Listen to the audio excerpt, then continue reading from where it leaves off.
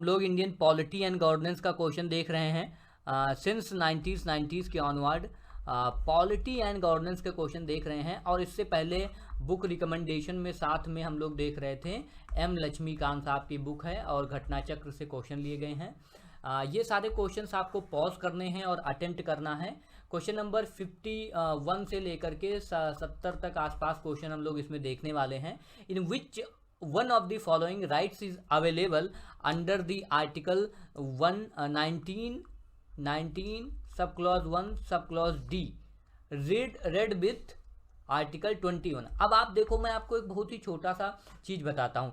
Article 21 and 90s का जो है आप देखेंगे तो एक दूसरे के ऊपर काफ़ी ज़्यादा डिपेंडेंसी है। यानी ये आर्टिकल्स क्या हैं, इंटर रिलेटेड हैं। जब भी कोई सुप्रीम कोर्ट का जजमेंट आता है तो आप लोग उसमें पढ़ते होंगे इन आई ऑफ या जो है स्कोप, एक शब्द आता है कि स्कोप को बढ़ा दिया गया है। कभी कभी ऐसा आता है कि आर्टिकल 21 को आर्टिकल 19 के प्रकाश में पढ़ा जाए। अगर हिंदी के न्यूज़पेपर्स की बात करें उसमें ऐसे खबरों को लिखा जाता है कि सुप्रीम कोर्ट ने आर्टिकल 21 को 19 के प्रभाव में पढ़ते हुए ये जो है फैसला दिया है। तो ऐसे ही देखना है। यही क्वेश्चन आपसे पूछता है कि अगर 19 के 1 के को डी आर्टिकल जो है उसको 21 के साथ पढ़ा जाए तो कौन सा आंसर ऑप्शन सही रहेगा। अब अगर आप बात करो 19 का 1D में क्या कहा गया है कि आप फ्रीली पूरे देश में कहीं भी टहल सकते हो, ठीक है, फ्री ट्रेवल करने का अक्रॉस इंडिया आपको पूरी छूट है।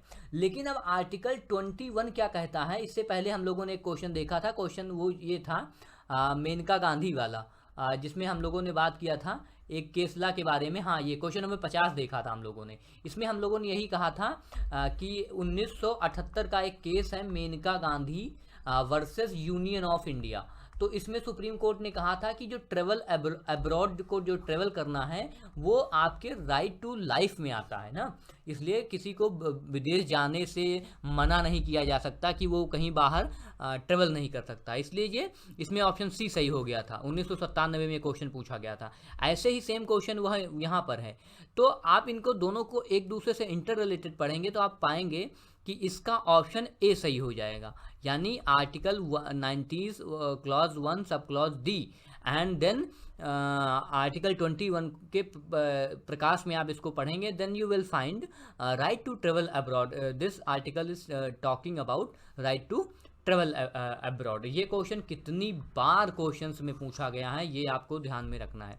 Which one of the following does not fall within the purview of article 21 of Indian constitution.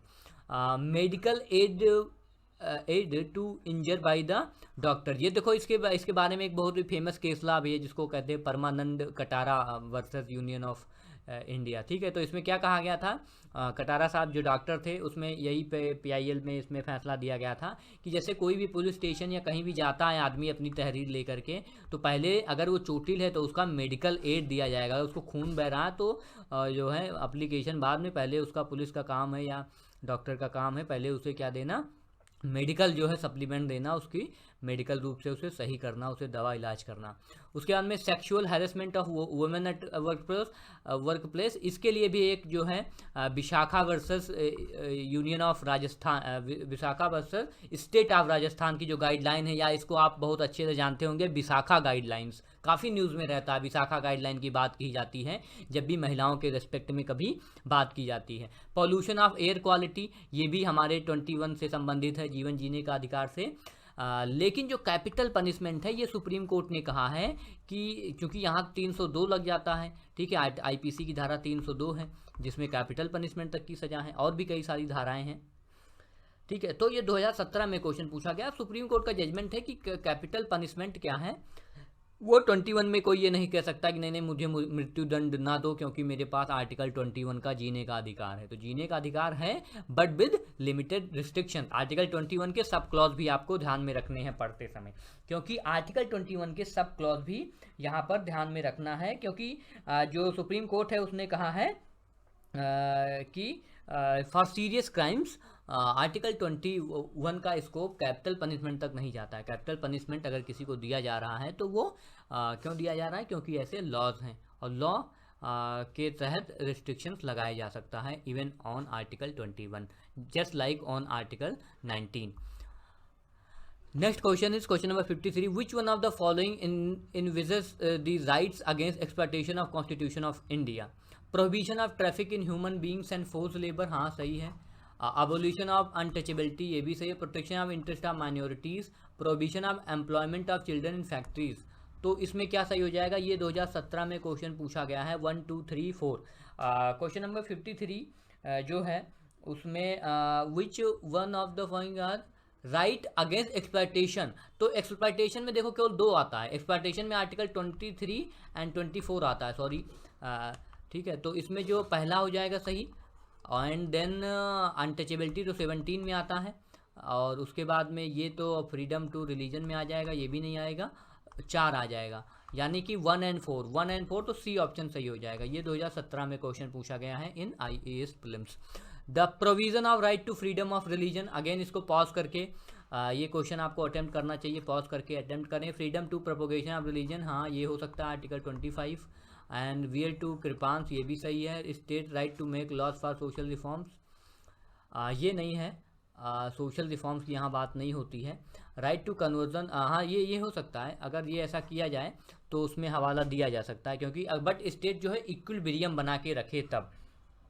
इसलिए आपको ये ध्यान में रखना है कि जो लास्ट वाला ऑप्शन है इसमें, right to conversion of religion of people by religious bodies, ये सही नहीं है कि religion of people by religious bodies. तो इस पर कन्वर्जन के इशू को लेकर आप देखते होंगे काफ़ी सारा बवाल भी मचा रहता है और कई सारी मीडिया में प्रोपोगेंडा सब ये चलता रहता है. तो ऊपर के तीनों ऑप्शन आप इफ़ यू केयरफुली एग्जामिन आपको सही लगेंगे. और इसको पॉज करके अटेम्प्ट करें. Right to conversion of religion of people by religious bodies, ये उनको अधिकार नहीं है जब तक पीपल का कंसेंट ना हो. तो इसलिए लोगों की आस्था ना हो. इवन अभी बहुत हाल ही में एक मैं आपको बहुत अच्छा का वो बता रहा हूँ, high court Allahabad high court का एक जजमेंट आया है कि जो शादी के लिए जो लड़कियाँ जो सिर्फ शादी के लिए, जैसे सिर्फ शादी के लिए आई एम रिमाइंडिंग यू, सिर्फ शादी के लिए धर्म परिवर्तन करना धर्म परिवर्तन नहीं कहा जाएगा. सिर्फ शादी के लिए, जब तक जैसे कोई लड़का है लड़की है वो एक दूसरे रिलीजन की हैं, उन्होंने कहा शादी करना है लेकिन धर्म बीच में आ रहा है, चलो धर्म चेंज कर लेते हैं, तो ये इनवैलिड शादी होगी और उसका धर्म परिवर्तन नहीं माना जाएगा. क्योंकि अगर हम कुरान की बात करें तो इलाहाबाद हाई कोर्ट ने कुरान का हवाला देते हुए ये कहा है कि अगर कोई हिंदू लड़की है वो मुस्लिम लड़के शादी कर रही है वो भी धर्म परिवर्तन करके, तो ये सही नहीं माना जाएगा. क्यों? क्योंकि उसके अंदर से तो है नहीं, वो तो शादी है, तो सीधा लग रहा है तहरीर में कि उसने शादी से पहले अपना धर्म परिवर्तन करा है. इसका क्या मतलब है कि उसने जो है शादी, उसका धर्म में आस्था नहीं है, बस वो पैसे के लिए या अपने पति के लिए या लड़के के लिए या जो भी हो, मतलब धर्म भी एक सेंटीमेंट है ना, उसके लिए जब तक आस्था नहीं है तब तक आप धर्म कैसे परिवर्तन कर सकते हो. तो इसमें ऑप्शन ए सही हो जाएगा. अगला क्वेश्चन देखते हैं. According to article 25 of constitution, right to freedom of religion is not subjected to humanism, morality, public order, health, humanism. ठीक है, तो आर्टिकल 50 क्वेश्चन नंबर 55 है. इसको आप देखेंगे अकॉर्डिंग टू आर्टिकल 25. अब आर्टिकल 25 में क्या है? Right to freedom of religion है.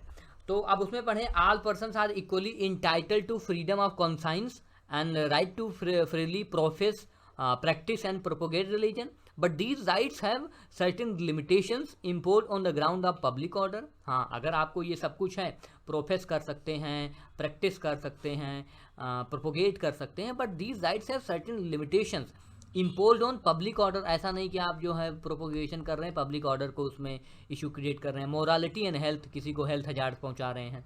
But humanism is not limitation, humanism के लिए नहीं. आप जो है ह्यूमनिज्म कितना भी करो वो तो अच्छी बात है अपने रिलीजन का प्रचार करते समय. ऑप्शन डी सही हो जाएगा इसमें. What are the restrictions in the freedom to manage religious affairs in article 26 of constitution? Public order. Again आप इसको ये क्वेश्चन 56 का अगर ऑप्शन केयरफुली एग्जामिन करेंगे then you will find option. इसमें देखो जैसे पहला आ जाएगा पब्लिक ऑर्डर. ठीक है, पब्लिक ऑर्डर यहाँ पर है ये. एंड देन ऑप्शन मोरालिटी, किसी की मोरालिटी के साथ जो है नहीं होना चाहिए ना, हेल्थ. तो ये सारी चीज़ें आप रिलीजन के करते समय एजुकेट कर रहे हो, अच्छी बात है. नेशनल सिक्योरिटी का कोई इशू नहीं है अभी, एंड सेकुलरिज्म खतरे में नहीं, ये सारी चीज़ें नहीं. इसमें जो है ऑप्शन डी सही हो जाएगा. ऑप्शन डी यहाँ पे सबसे नीचे आपको दिखेगा, ठीक है। ये क्वेश्चन पूछा गया था 2018 में, और ये ऑप्शन डी सही हो जाएगा। 1, 4 एंड 5 मतलब हेल्थ का इशू नहीं होना चाहिए, ये रिस्ट्रिक्शंस है। Restriction the freedom to manage religious affairs in the article 26 of Indian constitution. तो लक्ष्मीकांत उठाओ, उसकी लिमिटेशंस भी बढ़ो। 56 क्या है, 57 क्वेश्चन क्या है, under which articles of Indian constitution wearing kirpan by 6 is deem to be right to freedom of religion. तो कृपान पहनना जो है वो आर्टिकल बी में आएगा। अब आर्टिकल बी क्या है, सॉरी आर्टिकल 25 में आएगा, ऑप्शन बी में आएगा आर्टिकल 25, जो ये बात कहता है right to profess, practice and propagate religion. अगला क्वेश्चन देखते हैं। Article 25 of constitution refers to right to freedom of religion. Again इसमें ऑप्शन सी सही हो जाएगा। अगेन अगला क्वेश्चन देखते हैं। Which one of the following is not correctly match. Article 23 prohibition of traffic in human, पहला सही है हो जाएगा। एंड प्रोहिबिशन ये भी सही हो जाएगा। Not correctly freedom to religious affairs 26 भी सही हो जाएगा। Freedom of establishment and administer, अब ये आर्टिकल 30 में कहा गया है, 29 में नहीं कहा गया है, तो इसमें लास्ट वाला गलत हो जाएगा, ऑप्शन डी सही हो जाएगा। अगला क्वेश्चन देखते हैं। In which of the following pair is not correctly match. Again इसमें देखोगे तो पहला देखो, ये क्वेश्चन 2015 में पूछा गया था। सेम टाइप का जो क्वेश्चन था वो 2009 में पूछा गया था, और सेम क्वेश्चन ही हमें लगता है। नहीं थोड़ा सा बदला, ऑप्शन थोड़े बदल गए इसमें। जैसे ये ऑप्शन, इसमें भी नॉट करेक्टली मैच, तो डी वाला ही हो जाएगा। आर्टिकल 21 यही गलत हो जाएगा, बाकी सारे सही हैं। क्यों? क्योंकि आर्टिकल 31 तो अभी चेंज कर दिया गया ना, ये प्रॉपर्टी वाला था, और इसको अभी 300 के ए में डाल दिया गया है। लीगल राइट बन गया है, राइट टू प्रॉपर्टी वाला। Under which of the following articles of Indian constitution it has been provided that all minorities shall have right to establish and administer educational institutions of their choice. कोई भी जो भी minority है, अब अपने constitution में 2 प्रकार की माइनॉरिटी बताई गई हैं। कॉन्स्टिट्यूशन ये उनको मेंशन करता है, एक लिंग्विस्टिक्स माइनॉरिटी, दूसरा रिलीजियस मिनॉरिटी, ठीक है। इन पर बात कही गई है। अच्छा, आप एक बात और याद रखना, हमारे संविधान में माइनॉरिटी शब्द को कहीं डिफाइंड नहीं किया गया। Who actually minority is, there is no such definition. Just like federation, there is no word written in the constitution of India like federation. तो माइनॉरिटी भी हमारे संविधान में डिफाइंड नहीं किया गया है। और अभी जब एक इशू पड़ा था कि लक्षद्वीप वगैरह में हिंदुओं की, कुछ ऐसे आइलैंड का कुछ ऐसे आर्टिकल आते रहते हैं, उसमें बात कही गई कि वो माइनॉरिटी में हिंदू हो रहे हैं, तो वहाँ पर एक बहस उठी थी कई जगह पे, सोशल मीडिया पर, और कई सारे आर्टिकल्स भी आते रहते हैं बीच में, कि जो है क्या माइनॉरिटी की डेफिनीशन डिफाइंड करने का समय आ गया है, और क्या लिंग्विस्टिक मिनॉरिटी और रिलीजियस मिनॉरिटी, और एक्चुअली कई सारे जगहों पर जहाँ पर मुस्लिम मेजॉरिटी में होते जा रहे हैं, बट वहाँ के लोग, वहाँ की जो अन्य कम्युनिटीज़ हैं, वो उनकी अगर पॉपुलेशन कम है तो क्या उन्हें वो फ़ायदे मिलने चाहिए। तो कई सारी बहस है इसके अराउंड रिवॉल्व कर रही है। 2017 में PCS मेंस में क्वेश्चन पूछा गया है, तो इसमें को आंसर 30 सही हो जाएगा। ये आपको पता ही होगा इसका आंसर। आर्टिकल 30 के तहत इंस्टीट्यूशन ऑफ देयर चॉइस, कोई भी शैक्षिक भवन या शैक्षिक इंस्टीट्यूशन खोला जा सकता है। Article 62, which articles of constitution protects the rights of minority to establish and administer the educational. Again देखो, ये सारे क्वेश्चन सेम है। ये क्वेश्चन 61, 62 एंड 63 भी वही क्वेश्चन है। 63 देख लेते हैं, इसमें भी 30 सही हो जाएगा। ये क्वेश्चन देखते हैं अगला, ये बढ़िया क्वेश्चन है, और ये क्वेश्चन बढ़िया इसलिए है क्योंकि 2019 में पूछा गया। Article 30 of Indian constitution does not define the term minority, ये मैंने आपको पहले ही बता दिया है, तो ये सही हो जाएगा। The constitution recognises only linguistic and religious minority, ये भी सही है, दोनों सही हैं ये।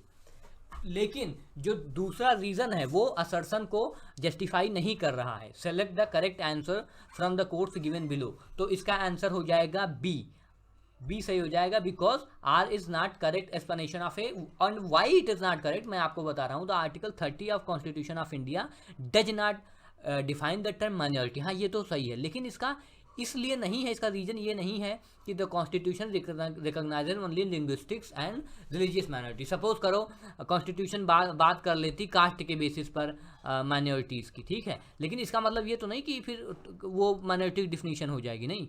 दूसरा जो है, दूसरे में भी तो आपको माइनॉरिटी की कहीं डिफिनेशन नहीं दिख रही है, इसलिए सही तो दोनों इंडिविजुअली सही है, लेकिन जो सेकंड है वो फर्स्ट को जस्टिफाई नहीं कर रहा है। क्यों? क्योंकि फर्स्ट डिफिनेशन के बारे में बात कर रहा है और ये भी दूसरा डिफिनेशन के बारे में बात नहीं कर रहा है, इंडिविजुअली सही है। अगला क्वेश्चन देख लेते हैं। Again article 301 is right to property, नहीं यार ये तो 300 का ए के बारे में है। And right to property is a legal right but not a fundamental right, हाँ ये सही है। राइट टू प्रॉपर्टी अभी क्या है आपका, एक लीगल राइट है। फंडामेंटल राइट पहले हुआ करता था जब ये आर्टिकल 31 में था। Article 300A was inserted in Indian constitution by 44 amendment during the period of Congress government, नहीं उस समय कांग्रेस गवर्नमेंट नहीं थी, उस समय जनता पार्टी थी, मोरारजी देसाई साहब की 1978 में आई थी। और बाद में इस समय एक प्लान आया था, रोलिंग प्लान जिसे कहते थे ना, रोलिंग प्लान भी इस समय काफ़ी फेमस था इनका। तो पहले ये गलत हो जाएगा और ये गलत हो जाएगा, यानी दूसरा सही है, यानी ऑप्शन ए इसमें सही हो जाएगा। 2005 में क्वेश्चन पूछा गया। अगला क्वेश्चन चलते हैं। Which of the following rights can be enforce under the article 32, तो आर्टिकल 32 में क्या होता है, कॉन्स्टिट्यूशनल राइट्स, हाँ फंडामेंटल राइट्स, फंडामेंटल राइट्स है। आर्टिकल 32 के तहत anybody can use article 32 and 226 to approach supreme court and to approach high court for violation of their rights. तो सुप्रीम कोर्ट और हाई कोर्ट क्या करेगी, इसमें रिट्स इशू करेगी और संबंधित अथॉरिटी को समन करेगी। Question number 66, the guardian of fundamental right, कौन गार्जियन होता है फंडामेंटल राइट का? जुडिशरी, ऑफ कोर्स जुडिशरी होती है भाई, जुडिशरी होती है। क्यों? क्योंकि आपको आर्टिकल 32 एंड 226 याद होना चाहिए, तब आप इसको कर लोगे। Which one of the following statement is not correct, कौन सा सही नहीं है? K M Munshi was one of the members of drafting committee, हाँ ये मेंबर थे, and only Congress person who was a member of committee और drafting committee. The constitution of India was adopted by constituent assembly, yes. Panchayati Raj was recommended by Balwant Rai Mehta committee, हाँ इन्हों का भाई काफ़ी योगदान है। The president of India is the guardian of fundamental right, गलत है, प्रेसिडेंट नहीं है, सुप्रीम कोर्ट है, तो इसलिए ऑप्शन डी गलत हो जाएगा, यानी सही हो जाएगा आंसर में। वो under the Indian constitution who is the guardian of, देखो ये कितनी बार क्वेश्चन पूछा गया, लास्ट के 3 क्वेश्चन, ये क्वेश्चन यहाँ से, ये भी सेम क्वेश्चन लगभग है और ये क्वेश्चन भी, तो सुप्रीम कोर्ट होते हैं, supreme court is guardian of fundamental right, ये अगेन 2 बार क्वेश्चन पूछा गया। Under Indian constitution who among the following is considered to be the guardian of fundamental right, again judiciary, C option सही हो जाएगा। क्वेश्चन पूछा गया है which of the following is regarded as the protector of fundamental rights of citizen and guardian, again supreme court, यहाँ पे कहाँ supreme court, यहाँ पे सी है, सी पर ये क्वेश्चन सेम रख दिए थे क्या यार, अगर इसमें 2015 लिखा था ठीक है, और अच्छा लेकिन ये लोअर में पूछा गया था, हाँ ये this question was right in lower. Which one of the following rights was described by doctor Ambedkar as the heart and soul, ये 32 को कहते हैं, ये क्वेश्चन इतने सारे एग्जामिनेशन में पूछा गया है। राइट टू कॉन्स्टिट्यूशनल रेमेडीज, यानी आर्टिकल 32 जो है, under this article anybody can approach supreme court for their violation of rights.